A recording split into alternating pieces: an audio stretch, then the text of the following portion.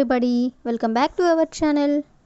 ఈరోజు వీడియోలో మన డైలీ లైఫ్లో మనం ఎక్కువగా యూజ్ చేసే సెంటెన్సెస్ని ఇంగ్లీష్లో ఏ విధంగా చెప్పాలో ఈ వీడియోలో తెలుసుకుందాం.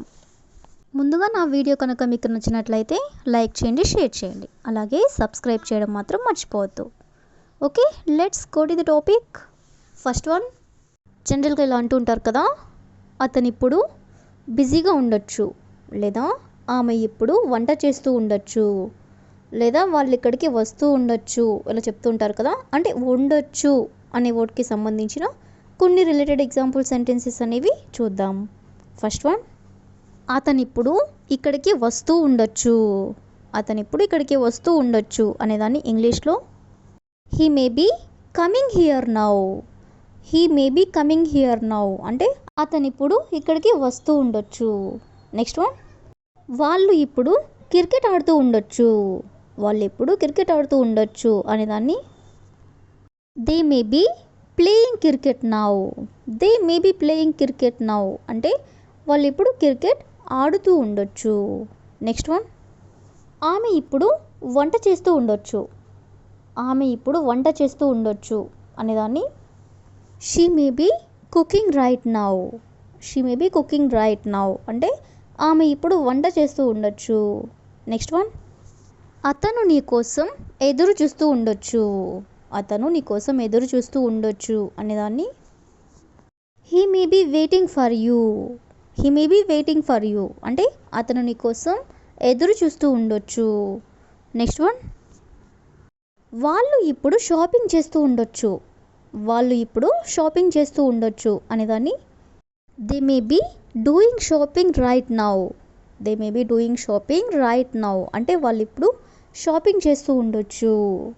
నెక్స్ట్ వన్, అతను ఇప్పుడు ఖాళీగా ఉండొచ్చు. అతను ఇప్పుడు ఖాళీగా ఉండొచ్చు అనేదాన్ని he may be free now. He may be free now అంటే అతను ఇప్పుడు ఖాళీగా ఉండొచ్చు, లేదా అతను ఇప్పుడు బిజీగా ఉండొచ్చు. అతను ఇప్పుడు బిజీగా ఉండొచ్చు అని చెప్పాలనుకున్నప్పుడు he may be busy now. He may be busy now అంటే అతను ఇప్పుడు బిజీగా ఉండొచ్చు. నెక్స్ట్ వన్, వాళ్ళు ఇప్పుడు చదువుకుంటూ ఉండొచ్చు.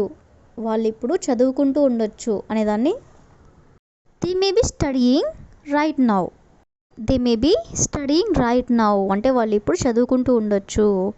సో ఈ విధంగా మనం ఉండొచ్చు అనే వర్డ్కి సంబంధించిన కొన్ని రిలేటెడ్ ఎగ్జాంపుల్ సెంటెన్సెస్ అనేవి చూసాం కదా. నెక్స్ట్ వన్ చూడండి. ఒక సమయంలో నేను ఆశను కోల్పోయాను అంటే ఒకానొక సమయంలో అని ఇలా అంటూ ఉంటారు కదా. అంటే ఒక సమయంలో నేను ఆశను కోల్పోయాను అని చెప్పాలనుకున్నప్పుడు at one point I lost hope. At one point అంటే ఒక సమయంలో, ఐ లాస్ట్ హోప్ అంటే నేను ఆశను కోల్పోయాను. నెక్స్ట్ వన్, ఒక సమయంలో నేను మానేద్దాం అనుకున్నాను. ఒక సమయంలో నేను మానేద్దాం అనుకున్నాను అని చెప్పాలనుకున్నప్పుడు at one point I wanted to quit. At one point అంటే ఒక సమయంలో ఐ వాంటెడ్ టు క్విట్ అంటే నేను మానేద్దాం అనుకున్నాను.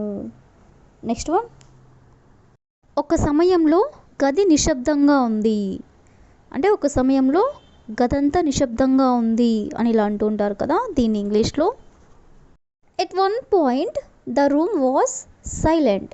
ఎట్ వన్ పాయింట్ అంటే ఒక సమయంలో ద రూమ్ వాస్ సైలెంట్ అంటే గది నిశ్శబ్దంగా ఉంది.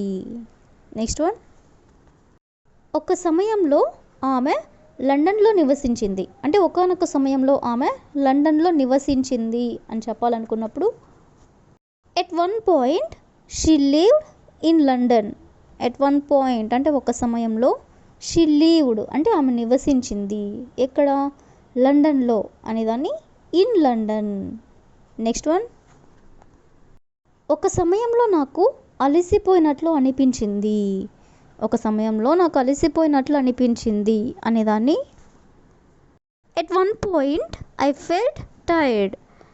ఎట్ వన్ పాయింట్ అంటే ఒక సమయంలో, ఐ ఫెల్ట్ అంటే నాకు అనిపించింది, టైర్డ్ అంటే అలసిపోయినట్లుగా.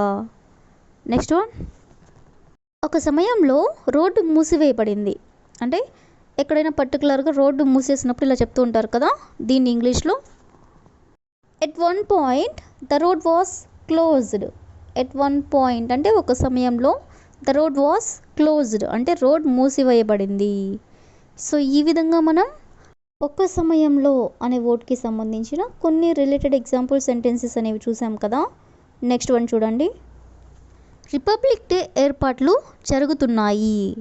రిపబ్లిక్ డే ఏర్పాట్లు జరుగుతున్నాయి అనేదాన్ని ఇంగ్లీష్లో preparations are going on for Republic Day. Preparations are going on అంటే ప్రిపరేషన్స్ జరుగుతున్నాయి అంటే ఏర్పాట్లు జరుగుతున్నాయి. దేనికోసం? రిపబ్లిక్ డే కోసం అంటే for Republic Day. Next one, ఏదో వింత జరుగుతుంది. ఏదో వింత జరుగుతుంది అని ఇలా అంటూ ఉంటారు కదా, దీన్ని ఇంగ్లీష్లో something strange is going on. Something strange అంటే ఏదో ఒక వింత, ఈజ్ గోయింగ్ ఆన్ అంటే జరుగుతుంది. నెక్స్ట్ వన్, పక్కనే ఒక పార్టీ జరుగుతుంది. పక్కనే ఒక పార్టీ జరుగుతుంది అని చెప్పాలనుకున్నప్పుడు a party is going on next door. A party is going on next door అంటే పక్కనే ఒక పార్టీ జరుగుతుంది. నెక్స్ట్ వన్, సమీపంలో నిర్మాణం జరుగుతుంది. సమీపంలో నిర్మాణం జరుగుతుంది అనేదాన్ని construction is going on near by. Construction అంటే ఒక నిర్మాణం, ఈజ్ గోయింగ్ ఆన్ అంటే జరుగుతుంది, నియర్ బై అంటే సమీపంలో. నెక్స్ట్ వన్, సమావేశం ఇంకా జరుగుతుంది. సమావేశం ఇంకా జరుగుతుంది అనేదాన్ని the meeting is still going on.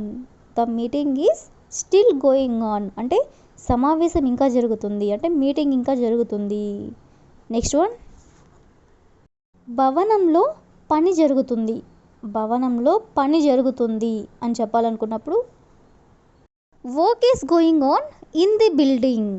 Work is going on in the building అంటే భవనంలో పని జరుగుతుంది.